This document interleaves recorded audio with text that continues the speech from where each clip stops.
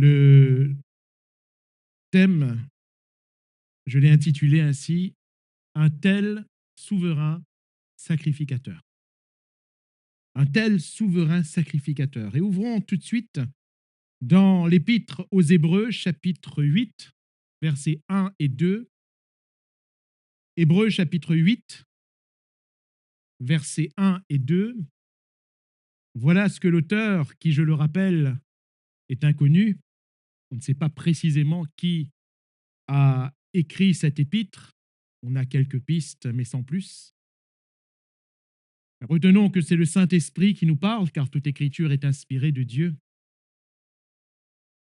Et le Saint-Esprit nous dit ici le point capital de ce qui vient d'être dit, c'est que nous avons un tel souverain sacrificateur qui s'est assis à la droite du trône de la majesté divine dans les cieux, comme ministre du sanctuaire et du véritable tabernacle qui a été dressé par le Seigneur et non par un homme.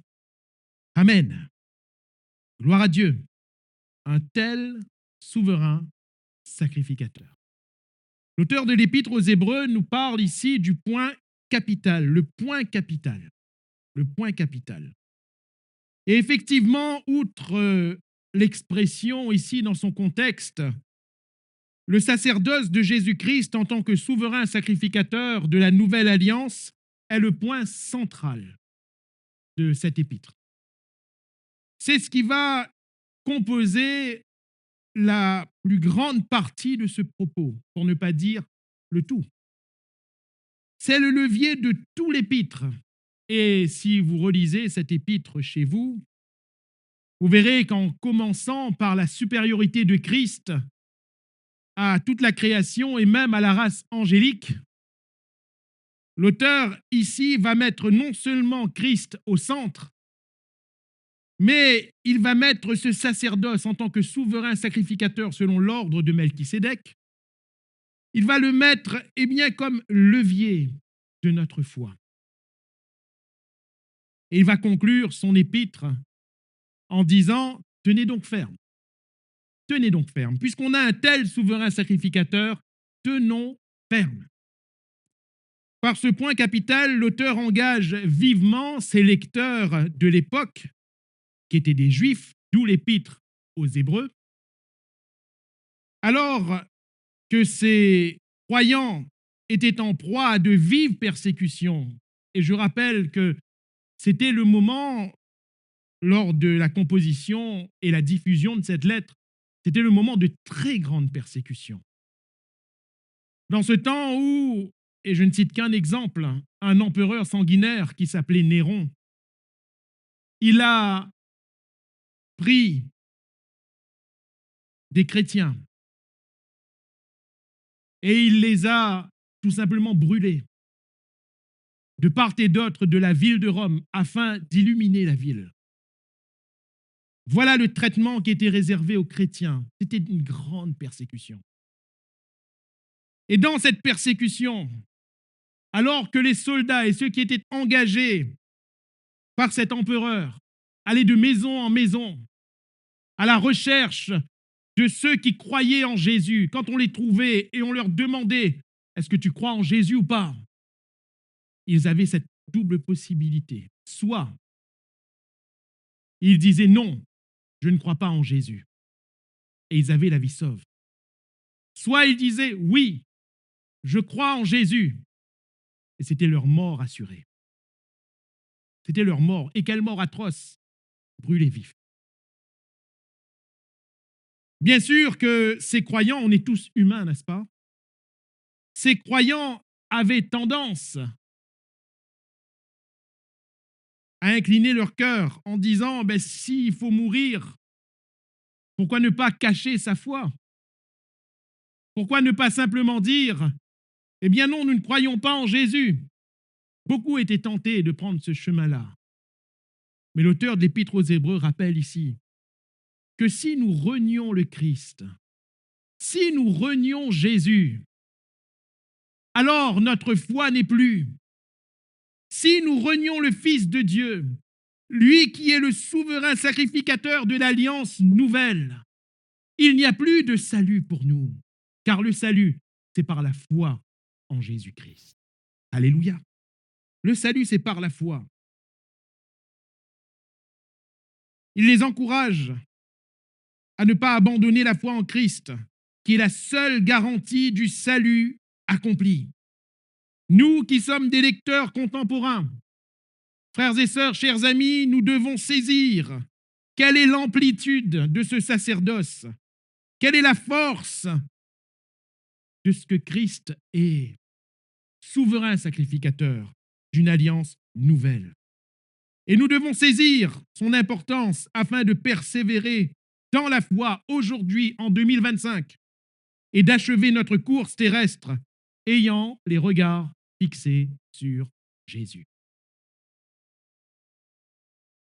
Alors, pour en saisir la force, j'aimerais revenir sur ce sacerdoce que nous dépeint ici l'auteur de l'Épître aux Hébreux.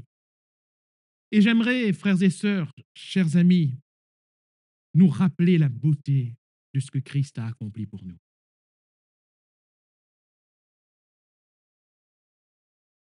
Le point capital de ce qui vient d'être dit, c'est que nous avons un tel souverain sacrificateur qui s'est assis à la droite du trône de la majesté divine dans les cieux, comme ministre du sanctuaire et du véritable tabernacle. Du véritable tabernacle. Première chose que nous soulignons, c'est qu'il y a un nouvel ordre pour le vrai tabernacle. En Christ, souverain sacrificateur, c'est un nouvel ordre pour non plus un tabernacle en imitation du véritable, mais pour le véritable tabernacle. En effet, le tabernacle qui va être montré à Moïse, les proportions étant dictées par le Seigneur lui-même sur le mont Sinaï, vous trouverez cela dans Exode. Alors Exode chapitre 26, versets 30 à 37. C'est assez technique comme description. Alors je résume. Le tabernacle que Dieu va demander à Moïse de faire était composé de plusieurs éléments, entre autres la table de proposition avec les pains dessus, vous vous rappelez. Le chandelier d'or qui contenait le parfum, l'huile d'onction. L'autel des parfums. Le voile qui séparait le lieu saint du lieu très saint. Et dans le lieu saint pouvaient entrer tous les sacrificateurs en tout temps. Mais par contre, dans le lieu très saint, une fois par an, le souverain sacrificateur tiré au sort devait entrer pour faire l'expiation pour le peuple, une fois par an. Et dans ce lieu très saint, qui était séparé du lieu saint par un voile, il y avait l'arche. À l'intérieur de cette arche de l'Alliance, les tables de la loi, rappelons-le, tables sur lesquelles Dieu lui-même a écrit de son doigt et qui contenaient le décalogue, les 10 commandements.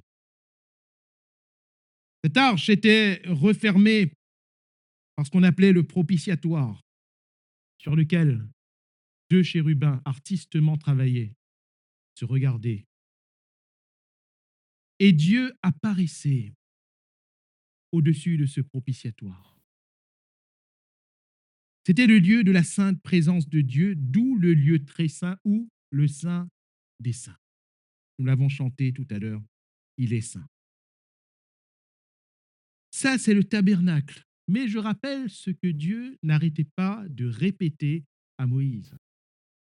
Fait selon le modèle qui t'est montré sur la montagne. Ça veut dire quoi? Ça veut dire que ce n'était qu'une représentation. Mais la réalité, elle n'était pas accessible. Dieu montrait à Moïse comment représenter. Mais le vrai tabernacle n'était pas sur la terre. Le vrai tabernacle n'était pas composé de ces éléments matériels que je viens d'évoquer. Le vrai tabernacle, l'auteur nous dit ici, il est dans le ciel.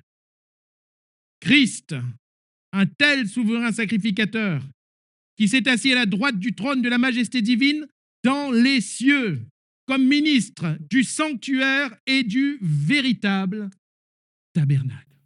Alléluia. Ce n'était que l'ombre des choses à venir. Les chandeliers, la table, les pains, le voile, toutes ces choses n'étaient que l'ombre des choses à venir. La réalité était en Jésus-Christ. Le modèle montré était en Jésus-Christ. Christ vient sur terre pour nous montrer, pour nous diriger vers le vrai tabernacle. Hébreux chapitre 6, versets 19 et 20, cette espérance, nous la possédons comme une encre de l'âme sûre et solide. Elle pénètre au-delà du voile, là où Jésus est entré pour nous comme précurseur, ayant été fait souverain sacrificateur pour toujours, selon l'ordre de Melchisédek. Alléluia. Il a pénétré au-delà du voile comme précurseur, c'est-à-dire comme le premier, pour ouvrir la voie à plusieurs. Voilà pourquoi Paul va dire aux Éphésiens dans le chapitre 4, il va dire, étant descendu, il est monté. Et il a emmené des captifs. Alléluia. Ça veut dire qu'il est monté en premier et plusieurs l'ont suivi. Plaise à Dieu que nous tous, nous le suivions dans le vrai tabernacle. Hébreux toujours, chapitre 9, versets 11 à 12. Mais Christ est venu comme souverain sacrificateur des biens à venir, non pas des biens présents. Car, frères et sœurs, ce que nous voyons de nos yeux charnels n'hériteront pas le ciel. Tout ce qui est autour de nous n'héritera pas le ciel. Ce qui est matériel disparaîtra. Le ciel et la terre passeront. Mais ce qui est invisible demeure. Ce que nous ne voyons pas encore, ce sont les biens à venir.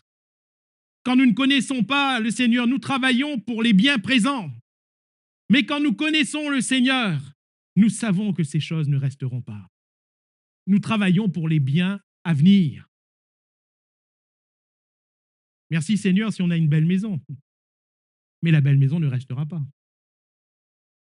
On ne peut pas emmener notre belle maison dans le ciel. Merci Seigneur si nous avons un beau char, une belle voiture. Mais, pardonnez-moi, j'espère ne pas vous choquer, mais votre voiture va rester sur la terre. Vous ne pourrez pas la conduire vers le ciel. Ça, ce n'est pas possible. Ce n'est pas possible. Un jour, une brave chrétienne est venue voir son pasteur à la fin d'une réunion. Alors que le pasteur venait justement de parler de l'espérance et de la vie éternelle dans le ciel, cette brave chrétienne qui aimait aller à la plage, elle va dire, pasteur, est-ce que dans le ciel, il y aura la mer? Le pasteur va répondre, non, mais par contre, il y aura le Père. Les biens présents disparaîtront. Disparaîtront. Christ est souverain sacrificateur des biens à venir, qui sont beaucoup plus grands, beaucoup plus beaux, beaucoup plus merveilleux que ce que nous vivons ici-bas. Il a traversé le tabernacle plus grand et plus parfait, qui n'est pas construit de main d'homme, c'est-à-dire qui n'est pas de cette création. Il est entré une fois pour toutes dans le lieu très saint, non avec le sang des boucs et des veaux, mais avec son propre sang, ayant obtenu une rédemption éternelle. N'est-ce pas merveilleux? Chapitre 9, verset 24 de l'Épître aux Hébreux. Car Christ n'est pas entré dans un sanctuaire fait de main d'homme, en imitation du véritable, mais il est entré dans le ciel même afin de comparaître pour nous devant la face de Dieu. Christ est entré afin de comparaître pour nous devant la face de Dieu. Christ est entré afin de comparaître pour toi, pour moi, devant la face de Dieu. Qui que tu sois, qui que nous soyons sur la terre, Christ est monté afin de comparaître pour nous. Jean 3,16, car Dieu a tant aimé le monde qu'il a donné son Fils unique, afin que quiconque, et dans quiconque nous pouvons tous mettre notre nom, parce que cela s'adresse à nous tous, c'est une invitation pour nous tous, afin que quiconque croit en lui ne périsse point, mais qu'il ait la vie éternelle. Tu peux avoir la vie éternelle. Tu peux avoir la vie éternelle. N'importe qui peut avoir la vie éternelle par la foi en Jésus-Christ. Alléluia. C'est dans le ciel, donc, le véritable tabernacle, que le Christ s'est présenté. Lui, souverain sacrificateur, non plus selon Aaron. Car quand on parle d'Aaron et de son sacrificat, de son sacerdoce, on parle d'un ordre précis.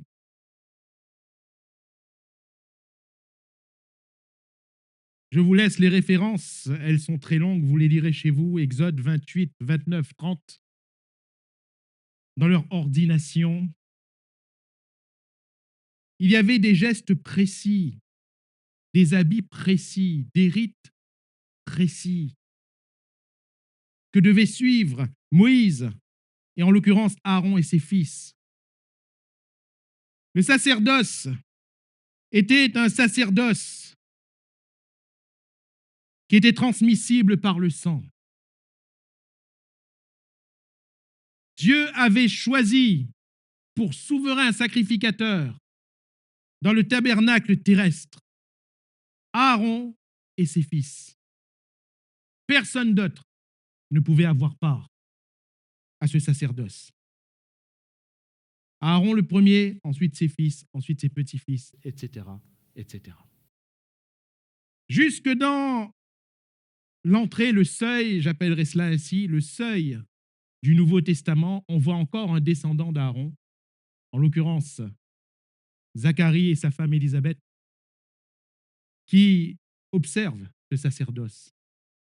Ils sont de la classe d'Aaron, transmissible par le sang. Mais l'auteur de l'Épître aux Hébreux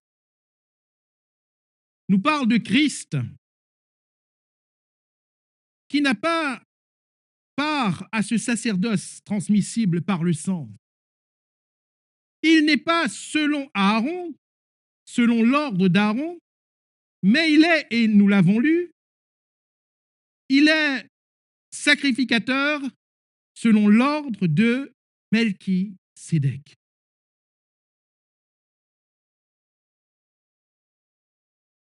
Dans Hébreux, chapitre 6, et nous irons à la fin de ce chapitre 6, versets 19 et 20, cette espérance, nous la possédons comme une ancre de l'âme sûre et solide.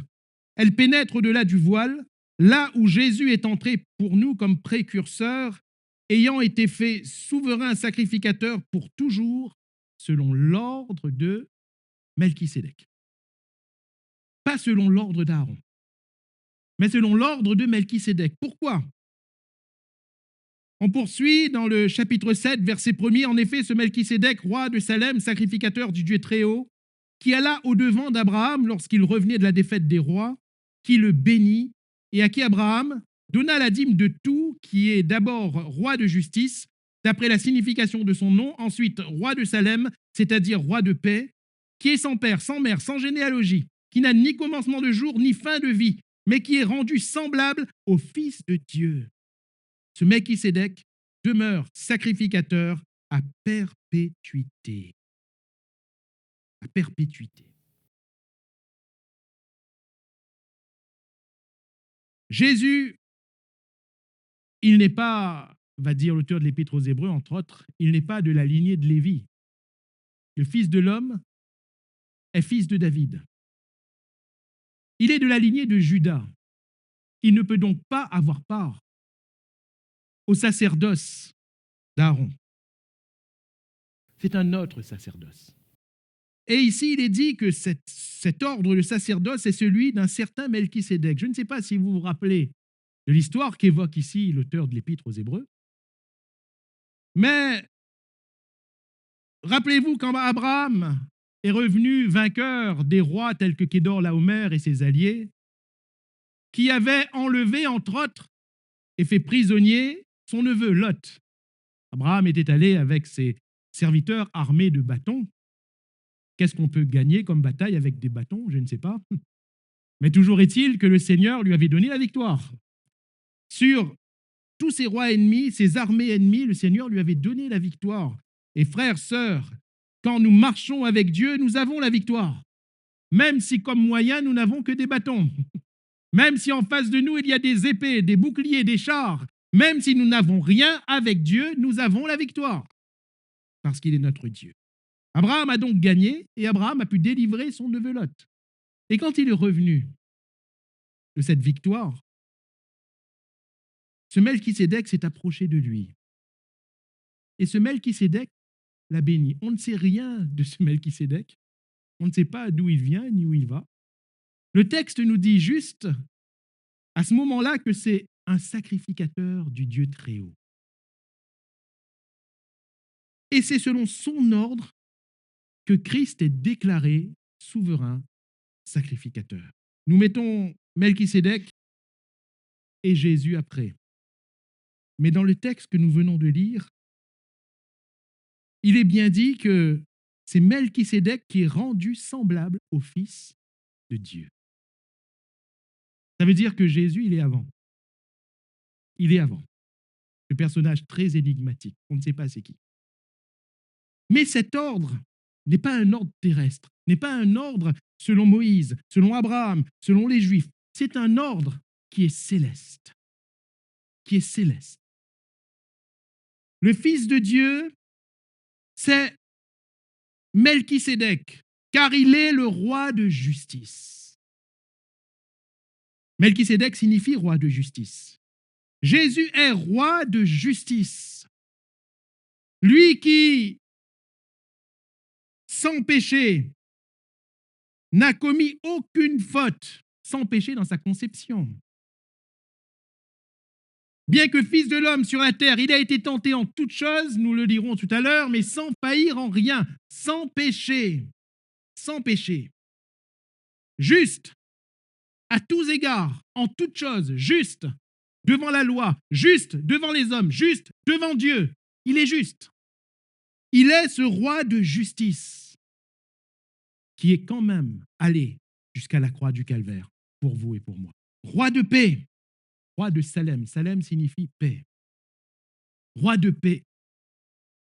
Jésus est le roi de paix. Parce qu'il est celui qui nous donne la paix. Une paix que nous ne pouvons pas connaître sur terre. Il va dire à ses disciples, je vous donne ma paix, je vous laisse. Je vous la laisse. Non pas comme le monde vous donne, non, c'est ma paix. Et Paul va dire que la paix de Dieu qui surpasse toute intelligence gardera nos cœurs et nos pensées en Jésus-Christ. Aux Éphésiens, Paul va dire qu'il est notre paix, lui qui des deux n'en a fait qu'un et qui a brisé le mur de séparation. Ça veut dire qu'il nous donne la paix dans notre cœur, mais il nous donne aussi la paix les uns avec les autres. Le ministère de la réconciliation. Il est le roi de paix. Il est le roi de paix. Toujours par ce sacrifice qui nous donne la paix. Le texte nous dit également ici, au verset 3, il est sans père, sans mère, sans généalogie, qu'il n'a ni commencement, ni fin de vie. Et le Fils de Dieu, il est incréé. Ça veut dire qu'il n'a pas de commencement. Il n'a pas de père terrestre, il n'a pas de mère terrestre en tant que Fils de Dieu. Il n'y a pas un jour où Jésus, Fils de Dieu, a été conçu. Nous avons une date de naissance, n'est-ce pas? Pas lui, parce qu'il est incréé. Il était avant la fondation du monde. Il était avant l'origine de toute chose. Il est Dieu, incréé et éternel. Il n'aura pas de fin. Alléluia. Il n'aura pas de fin. Hébreux 7, verset 7. Or, c'est sans contredit l'inférieur qui est béni par le supérieur, à savoir que Melchisédek, c'est lui qui va bénir Abraham. Tout le monde voyait Abraham comme le patriarche. Abraham était vu comme le supérieur par excellence. Mais Melchisédek vient et c'est lui qui bénit Abraham. Ce n'est pas Abraham qui bénit Melchisédek. C'est Melchisédek qui bénit Abraham. C'est lui donc, Melchisédek, c'est lui le supérieur. Car c'est le supérieur qui bénit l'inférieur. Frères, sœurs, c'est Jésus qui est le supérieur. C'est Jésus qui bénit. Alléluia. Et quand Jésus nous bénit, on l'a dit ce matin en introduction, nous sommes bénis. Ce Melchisédek nous parle de Jésus, le Fils de Dieu, nous parle aussi d'un ordre nouveau. Et cet ordre nouveau, c'est l'éternité. Rappelons que Aaron, son sacerdoce n'était pas éternel, il était temporel. Parce qu'il mourait. C'est un homme. Il meurt. Son fils prenait la suite. Le fils mourait. Le petit-fils prenait la suite, etc., etc. C'était temporel, c'était pour un temps. Christ étant éternel, il n'a pas besoin de successeur parce qu'il est éternel. Le sacrifice même qu'il offre est éternel. Son sacerdoce est éternel. Et ce qu'il fait, la Bible va plus loin. Il le fait une fois pour toutes. Et son sacrifice parle encore aujourd'hui. Un nouvel ordre pour le vrai tabernacle. Nous avons besoin d'un tel souverain sacrificateur.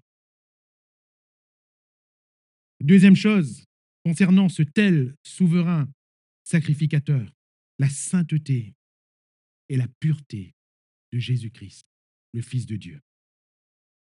Nous l'avons rapidement évoqué tout à l'heure. Dans les chapitres que j'ai cités, que vous lirez chez vous, encore une fois, 28, 29, 30 d'Exode, il est question, entre autres, dans l'accoutrement du souverain sacrificateur selon Aaron, il est question d'une tunique de fin lin que devait porter ce souverain sacrificateur. Une tunique qui était sous tout le reste. Après, il y avait l'éphod, après, il y avait le pectoral, etc., etc. Les pierres, les épaulettes, le diadème, ça venait après. Il devait y avoir premièrement la tunique de fin lin. La Bible nous dit que Anne, lorsqu'elle va consacrer son fils Samuel au temple pour honorer le vœu qu'elle avait fait devant Dieu, elle va faire pour lui une tunique de fin lin. Une tunique blanche qui était synonyme de pureté. De pureté. Le souverain sacrificateur ne pouvait pas s'approcher de Dieu étant impur. Il ne le pouvait pas. Il ne pouvait pas s'approcher de Dieu s'il avait touché un mort. Il ne pouvait pas s'approcher de Dieu s'il était dans le deuil. Il ne pouvait pas s'approcher de Dieu s'il avait touché toutes sortes d'impuretés. Il ne pouvait pas. Même le corps d'un animal mort dans le camp, il ne pouvait pas parce qu'il fallait qu'il soit pur. Il fallait un préalable de pureté. Il devait se sanctifier 7 jours avant de se présenter devant Dieu. Et parfois même, dans certaines occasions, devait se sanctifier 3 à 4 semaines. Parce que s'il se présentait impur devant Dieu, qu'est-ce qui se passait? Il mourrait. Il mourrait. Savez-vous, quand un souverain sacrificateur entrait dans le lieu très saint, ce n'était pas une joie. Ce n'était pas une joie. Il n'attendait pas ça avec empressement. Vous savez pourquoi? Il pouvait mourir. Vous savez pourquoi il y avait des clochettes au bas de leur robe? Le Seigneur disait que tant que les clochettes résonnaient, ça veut dire qu'ils étaient encore vivants. Tout simplement. Ils étaient les seuls à entrer dans le lieu très saint. Ils étaient les seuls à se tenir devant Dieu. Ce lieu était obscur, le voile était fermé, les autres attendaient dehors. Je vous renvoie à Luc, chapitre 1er, quand Zacharie était à l'intérieur, le peuple était dehors, la Bible nous dit qu'ils attendaient. Pourquoi est-ce que le texte nous souligne qu'ils attendaient? eh bien, ils n'entendaient plus rien. Ils attendaient de savoir si Zacharie était encore en vie. On pouvait mourir. L'histoire nous raconte même qu'à un certain moment, alors ça je l'ai lu dans des textes historiques, c'est à vérifier, mais l'histoire nous rapporte même qu'à un certain moment, on attachait une corde autour du souverain sacrificateur. Et si on n'entendait plus les clochettes, on tirait sur la corde. Personne ne pouvait entrer dans le lieu pour prendre. On tirait sur la corde pour ramener le corps. C'était un lieu terrible parce que la personne qui se présentait pouvait mourir. Si la personne était impure d'une quelconque manière, la personne mourrait. Il fallait donc, pour être souverain sacrificateur, une pureté parfaite. Mes frères et mes sœurs, Jésus-Christ est d'une pureté parfaite. La Bible nous dit qu'il n'a pas été conçu comme vous et moi, par l'accouplement d'un père et d'une mère. Il n'a donc pas hérité ce qui est notre condition à tous. Nous avons hérité quelque chose de nos pères. Car à partir d'Adam, le premier homme qui a péché, le péché est entré dans le monde. Et par le péché, la mort. Et la mort s'est étendue à toute la création. Nous héritons tous et toutes de cette malédiction qui s'appelle le péché. Comment? Par nos gènes. C'est dans notre être, c'est en nous. Mais Christ, non. Christ échappe à la lignée adamique. Christ n'est pas sous la malédiction du péché, car il n'est pas conçu par un homme et une femme. Il est conçu par la puissance du Saint-Esprit dans le sein d'une vierge appelée Marie. La puissance du Saint-Esprit. Étant conçu par le Saint-Esprit, il est conçu sans péché. Le seul immaculé conception, c'est Jésus. Il n'y en a pas d'autre. Le seul immaculé conception, c'est Jésus-Christ, le Fils de Dieu. Il est pur. Il est pur. Non seulement dans sa conception, mais aussi dans toute sa conduite. Toute sa conduite. Hébreux chapitre 4, versets 15 et 16. Car nous n'avons pas un souverain sacrificateur qui ne puisse compatir à nos faiblesses. Au contraire, il a été tenté comme nous en toutes choses, sans commettre de péché. Alléluia. C'est écrit noir sur blanc. Sans commettre de péché. Ça veut dire que là où vous et moi, nous avons failli. Nous avons failli dans la conception même, puisque nous avons hérité du péché de nos pères. Mais nous avons aussi failli dans notre conduite, parce que naturellement, nous péchons. Et nous ne pouvons pas nous empêcher de pécher. Paul va dire, le mal que je ne veux pas faire, je le fais. Et c'est ce que nous constatons. Même quand nous ne voulons pas faire le mal, nous le faisons. Même quand on essaie de se retenir fort de faire le mal, on le fait quand même. Et par là, nous reconnaissons que le péché triomphe de nous. Mais Jésus, lui, alléluia. Jésus, le Fils de Dieu, il a été tenté comme nous en toutes choses et il n'a péché en rien. Il n'a pas péché. Satan est venu le tenter dans le désert. Il n'a pas péché. La Bible nous dit que Satan l'a quitté pour attendre des occasions favorables. Il n'a pas péché. Jésus n'a pas péché. À aucun moment. Et même quand il s'est rapproché de la mort à la croix, il n'a pas péché. En s'écriant, non pas ma volonté, mais la tienne. Jésus n'a péché en rien. En rien. Pourquoi?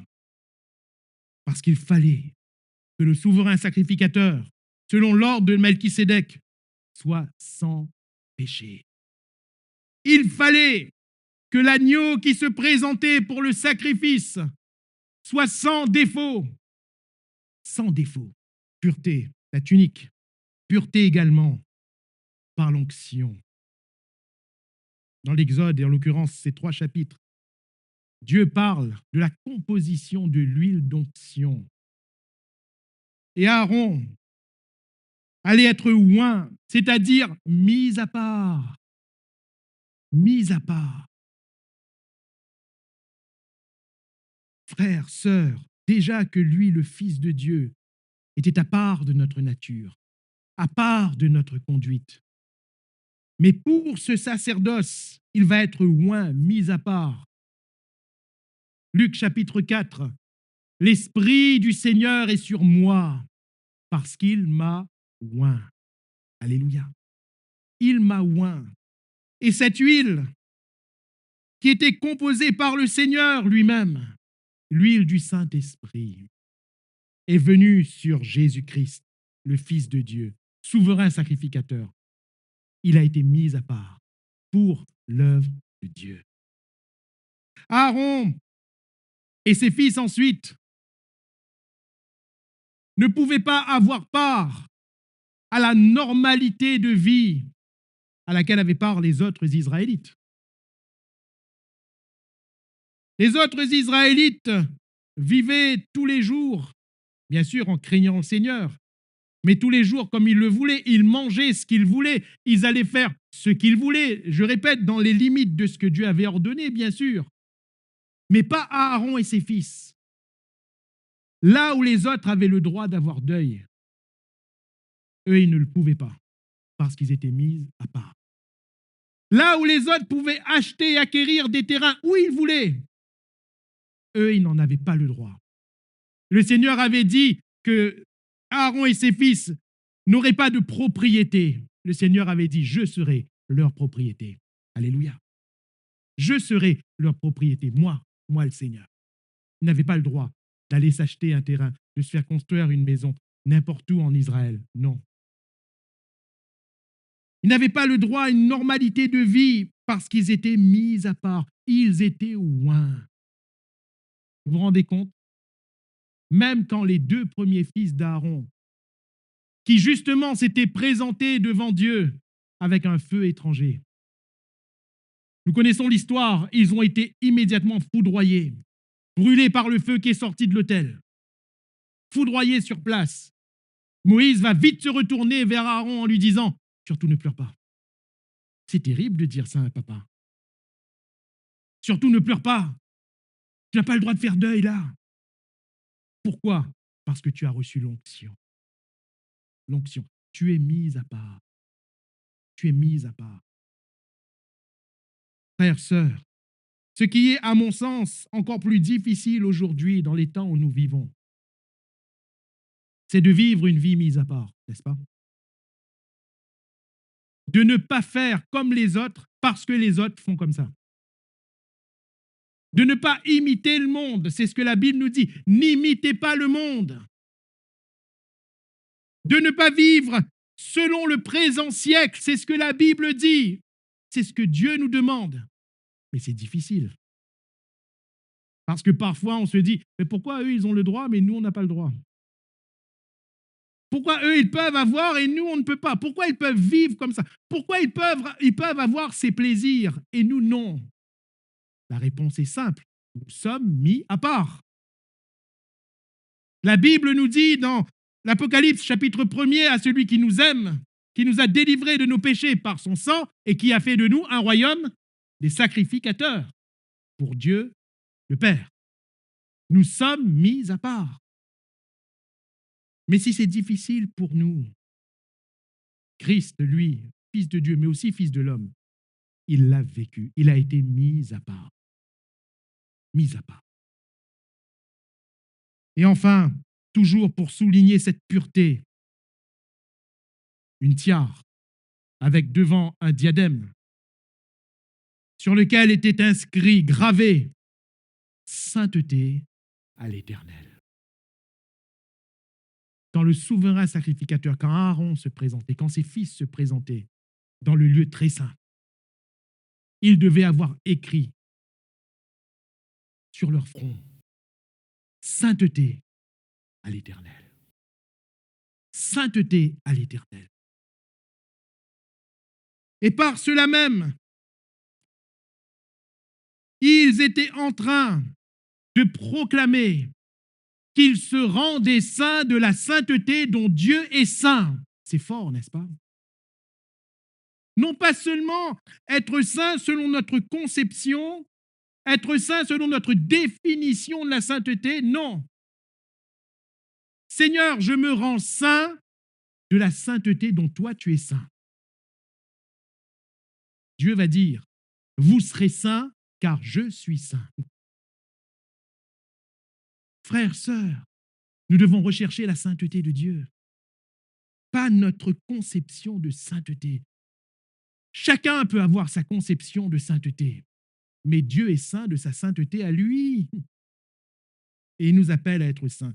Christ était saint, saint. Souverain sacrificateur dans un nouvel ordre pour le vrai tabernacle, avec sa vie marquée de pureté, de sainteté à cause de ce sacerdoce. Et enfin, et ce va être le point culminant, cette troisième partie,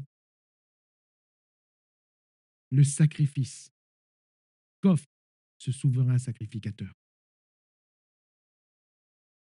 Voyez-vous, si Aaron s'approchait avec le sang, s'approchait avec le sang d'animaux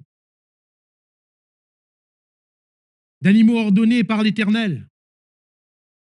Et rappelez-vous, le sang de ces animaux devait le recouvrir, l'aube de l'oreille droite, le pouce de la main droite, le gros orteil du pied droit. Il ne pouvait pas se présenter dans le lieu très saint sans le sang. Sans le sang. Frères, sœurs, quel a été le sacrifice que va présenter Jésus? Avec quel sang va-t-il venir? Hébreux chapitre 7, versets 26 et 27. Il nous convenait en effet d'avoir un souverain sacrificateur comme lui, on vient de le souligner, saint, innocent, sans tache, séparé des pécheurs et plus élevé que les cieux. Alléluia. C'est ce que nous venons de voir en quelques termes. Saint, innocent, sans tache, séparé des pécheurs, plus élevé que les cieux, qui n'a pas besoin, comme les souverains sacrificateurs, d'offrir chaque jour des sacrifices, d'abord pour ses propres péchés, ensuite pour ceux du peuple, car ceci, il l'a fait une fois pour toutes en s'offrant lui-même. Alléluia. Vous réalisez qu'il est le sacrificateur et aussi le sacrifice. Jésus est le sacrificateur qui s'offre lui-même. Jésus est sacrificateur et sacrifice. Il se présente avec son propre sang. Alléluia. Pourquoi pouvait-il se présenter par son propre sang? La Bible nous dit qu'il est impossible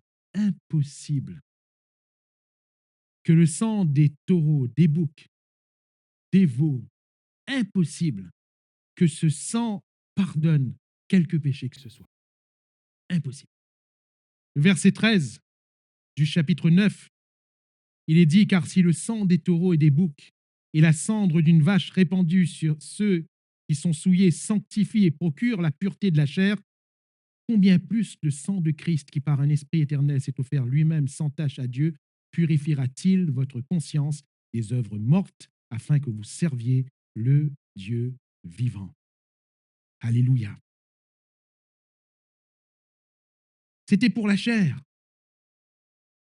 La loi promulguait ces choses pour la chair, pour un temps. Mais en réalité, l'âme n'avait aucun bénéfice. Je rappelle une chose, notre corps est poussière et il retournera à la poussière. La chair et le sang ne peuvent hériter du royaume de Dieu. Si parfois on peut se plaindre de notre corps, de notre santé, j'aimerais rappeler à quelqu'un ce matin que ce corps retournera à la poussière. Et que dans le ciel, nous aurons un corps nouveau, que Dieu lui-même nous donnera. Un corps sans souffrance, sans maladie. Un corps, c'est bien, hein, qui ne vieillit pas. qui ne vieillit pas, mais un corps éternel. Je disais que dans le ciel, on n'aura plus de cheveux blancs. Et ni de moustache blanche, Fern. Hein. Voilà. On n'en aura plus. Pourquoi? Nous serons comme des anges. Comme des anges. Notre âme, notre esprit, par contre, hérite le ciel. Il est réservé à l'homme de mourir une seule fois. Après quoi vient le jugement. Et quand on meurt une seule fois, le corps retourne à la poussière. Vous avez remarqué que Jésus aimait Lazare, n'est-ce pas? Jésus aimait Lazare. Et pourtant, même s'il aimait Lazare, au bout de 4 jours, le corps de Lazare était en décomposition, n'est-ce pas? Le fait que Jésus l'aimait n'a rien changé à la putréfaction du corps. Notre corps va retourner à la poussière. Pourquoi est-ce que je souligne ça? Il y a une telle culture du corps aujourd'hui. Je ne dis pas qu'il ne faut pas prendre soin de son corps, attention. Hein, moi-même, j'en ai besoin. Il faut prendre soin de son corps, bien sûr, mais dans une certaine mesure. Frères, sœurs, chers amis, notre corps va retourner à la poussière, mais notre âme va retourner au Seigneur. Dans quel état? On s'inquiète de l'état de notre corps, mais dans quel état notre âme va-t-elle retourner au Seigneur? Il faut le sang de Jésus. Car seul le sang de Jésus nous purifie de nos péchés. Sans le sang de Jésus, notre âme est condamnée. Sans le sang de Jésus, lui le sacrifice parfait, sans le sang de Jésus, nos péchés restent. Et l'âme qui pêche est celle qui mourra. Christ est le sacrificateur et le sacrifice. Et il se présente devant Dieu dans le tabernacle, le ciel, avec son propre sang. Son propre sang. Mais allez-vous me dire, pourquoi se présente-t-il avec son propre sang? Ou comment est-ce possible? La Bible nous dit que à peine mourrait-on pour quelqu'un de bien. Christ est mort pour des impies. Autrement dit, vous avez remarqué, quand on se sacrifie, on veut bien se sacrifier pour quelqu'un qui en vaut la peine, n'est-ce pas? On veut bien se sacrifier pour quelqu'un qui a de la valeur. Mais Christ, il s'est sacrifié pour des pécheurs. Il s'est sacrifié pour ceux qui faisaient le mal. Nous, on veut sauver quelqu'un qui est bien. Christ, il sauve des gens qui sont mal, qui sont mauvais, qui sont méchants. Il est mort pour des impies. Pourquoi? Pourquoi agit-il ainsi? Pourquoi fait-il ces choses? Et là, je vous renvoie à ce que portaient Aaron et ensuite ses descendants à la présence de Dieu. Il y avait la tunique, il y avait l'éphod, et il y avait le pectoral et les épaulettes. Et sur le pectoral et sur les épaulettes, il y avait des noms avec des pierres précieuses. 12 pierres précieuses sur les épaules. Et ici, 2 pierres avec gravés des noms. Le nom des 12 tribus d'Israël.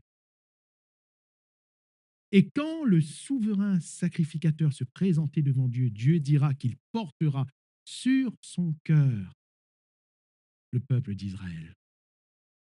Il se présentait pour le peuple. Il se présentait pour que le peuple soit sanctifié. Le peuple ne pouvait pas entrer dans la présence de Dieu. Mais lui, il pouvait. Il le pouvait parce qu'il avait le sang. Il le pouvait parce qu'il avait obéi à ce que Dieu avait demandé. Il était pur. Il le pouvait. Et ainsi, il sanctifiait le peuple en le portant sur son cœur. Frères, sœurs, Jésus s'est présenté devant Dieu avec notre nom sur son cœur. Il l'a fait parce qu'il nous aime. Il l'a fait parce qu'il nous aime. Il portait mon nom sur son cœur. Il portait ton nom sur son cœur. Cher ami, Christ, en mourant à la croix, porter ton nom sur son cœur. Christ, en se présentant dans le ciel devant Dieu, portait ton nom sur son cœur. Il nous connaissait tous et toutes. Et il nous a aimés. Alléluia. Pourquoi il a fait ça? Pourquoi nous a-t-il aimés? Je n'ai pas de réponse à vous donner là-dessus. Pourquoi nous a-t-il aimés? Pourquoi nous a-t-il aimés au point de mourir pour nous? Je n'ai pas de réponse à vous donner là-dessus.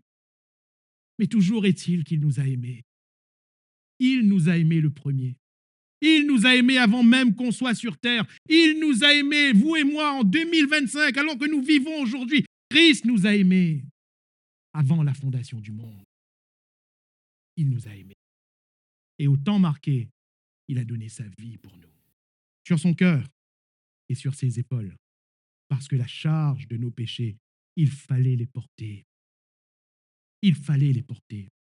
C'était un fardeau, c'était un poids. Christ va faire cette prière à son Père dans le jardin de Gethsémanée. S'il est possible que cette coupe s'éloigne de moi, parce que c'était une charge. C'était une charge. On peut aimer une personne, mais le sacrifice peut représenter une charge qu'on ne peut pas porter. Christ nous a aimés, il nous a portés sur son cœur, mais il nous a aussi portés sur les épaules. Il a porté le poids de nos fautes, le poids de nos péchés. Frères, sœurs, chers amis, nous avons un tel souverain sacrificateur. Nous avons un tel souverain sacrificateur qui a traversé les cieux, qui est entré dans ce tabernacle et qui a fait pour nous l'expiation, plus que l'expiation, la rémission totale de nos péchés, de nos iniquités. Et son sang parle encore aujourd'hui, car son sacrifice est un sacrifice éternel. Je vous disais tout à l'heure qu'il est impossible que le sang des animaux pouvait nous purifier de nos péchés. Pourquoi? Parce qu'il fallait les offrir continuellement. Si le sang des animaux purifiait les péchés, c'était offert une fois, c'était bon. Et Paul va dire aux Romains qu'en réalité, aucun sacrifice de l'ancienne alliance n'a enlevé les péchés de qui que ce soit. Mais les sacrifices de l'ancienne alliance n'ont fait que prolonger la patience de Dieu en vue du sacrifice qui allait venir. Christ. Christ. Pourquoi ces choses? L'auteur de l'Épître aux Hébreux va le dire. Retenons fermement notre espérance. Retenons fermement. Et au verset 12, ce sera ma conclusion, chapitre 12, pardon, Hébreux chapitre 12. Nous pouvons le lire ensemble. Hébreux chapitre 12, à partir du verset 1er. Nous donc aussi, puisque nous sommes environnés d'une si grande nuée de témoins, rejetons tout fardeau et le péché qui nous enveloppe si facilement et courons avec persévérance dans la carrière qui nous est ouverte, ayant les regards sur le chef et le consommateur de la foi, qui, en vue de la joie qui lui était réservée, a souffert la croix, méprisé l'ignominie, et s'est assis à la droite du trône de Dieu. Considérez en effet celui qui a supporté contre sa personne une telle opposition de la part des pécheurs, afin que vous ne vous lassiez point l'âme découragée. Amen. Le Saint-Esprit nous encourage ici à courir encore et à courir toujours, ayant les regards fixés sur Jésus. Pourquoi? Parce qu'il est notre souverain sacrificateur. Il est celui sans généalogie, sans père, sans mère, car il est Dieu incréé. Il a quitté le ciel de gloire. Il est venu sur la terre des hommes.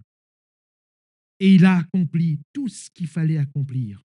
Comme Aaron en son temps a dû accomplir tout ce que Dieu demandait, Christ est venu et il a accompli tout ce qu'il fallait accomplir pour notre rédemption.